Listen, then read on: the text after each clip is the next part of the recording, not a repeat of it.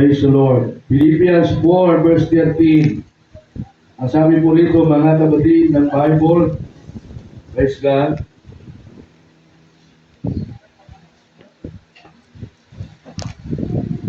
Lahat ng mga bagay ay aking magagawa doon sa nagpapalakas sa akin. I can do all things through Christ which is within me. So muli ko po kilingin si ating Pastor Rodel, at pray. Praise the Lord, mga Panginoon, nagpapasalamat kami muli sa iyong mga salita na amin po nakakapakita na iyong mga Panginoon, makapangyarihan ng Buddha sa mga panahon Kung wala tayo dito, hindi tayo nagtagumpay. Di ba?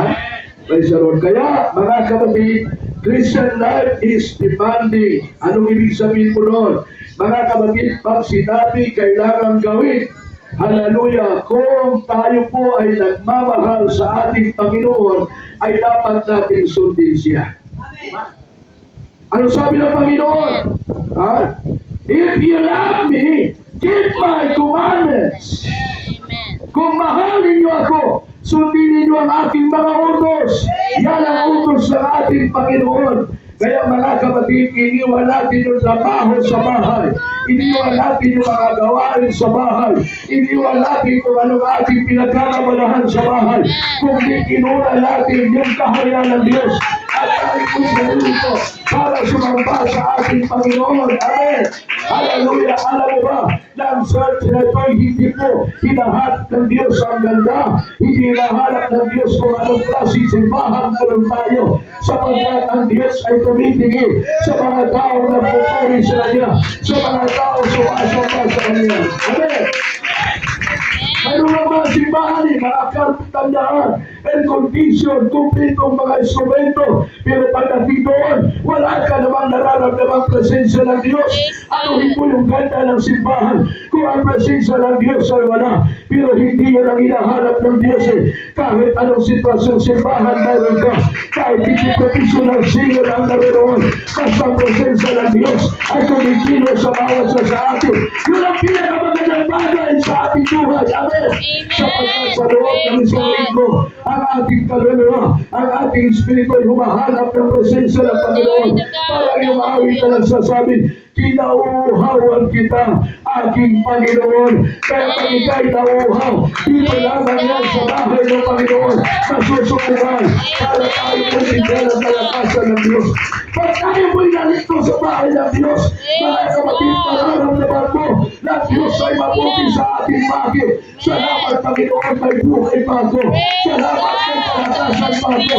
Salamat sa biyaya. Ang lahat ng bagay na ito, kung wala ang Diyos, wala tayong magagawa sa ating mga sarili. Bakit? Dahil ang ating buhay ay kontrolado sa ating Panginoon. Kahit ano pa mga sitwasyon nangyayari sa mundo, tataas man ang gasolina, tataas man ang korodo, tataas man ang lahat ng bilihin, huwag kang mag-alala sapagkat kontrolado ng Diyos ang lahat ng sitwasyon. Hindi kayo pamamayaan, hindi kayo iniwan. Lagi tayong sasamahan ng ating Panginoon. Dahil kapag inulan natin siya, sabi ng Biblia, but may God shall supply all your needs. Lahat ng ating pangangailangan ay magsusupply ang Diyos pag kinulan natin ang kanyang-kanyang. Sabi na ng Bible huwag kayo makabalisa sa araw ng bukas sapagkat ang araw ng bukas ang siya mababalisa sa inyo. Pag kayo mabalisa sa araw ng Lunes, ano naman kayang kakainin ko bukas? Ano naman kayang baon ng anak? Ano naman kayang aking babae sa tuition? Huwag kang magalala sapagkat ang sabi ng Biblia, yung araw ng Lunes ang mamahala, hahanap ng paraan na para masunod ang ating pangangailangan. Dapat mong gawin lang, nagtiwala ka lang sa Diyos. Ang dapat mo lang gawin, malalim ka lang sa Panginoon. Ang dapat mo lang gawin, nagtiwala ka sa Diyos. Makakatuka ka sa gitna ng dilim ng gabi. At ang Diyos ang nagawa ng pangangailangan. Amen. Ano sabi ng awit? God will make a way when there seems to be no way. Para bagang mga kapatid, wala ka nang nakikita, Halalu para bagang sumas mo na sa gitna ng karagatan. Wala ka lang nakikitang tabi. Hindi mo na alam kung anong gagawin mo. Pero mga kapatid, hallelujah, wala pong mag-iisda na walang kumpas na dala.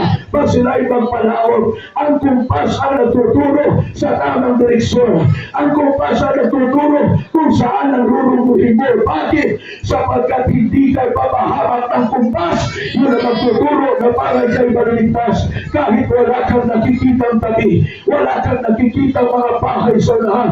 Mga kapatid, huwag kang mag-alala, sapagkat sa gitna ng ganong sitwasyon, doon na ang Diyos kikilos sa bawat isa sa atin. Halakpan ko tayo sa Panginoon. Maging sa ating ang lingkod sa Diyos. Minsan hindi na natin alam kung ano gagawin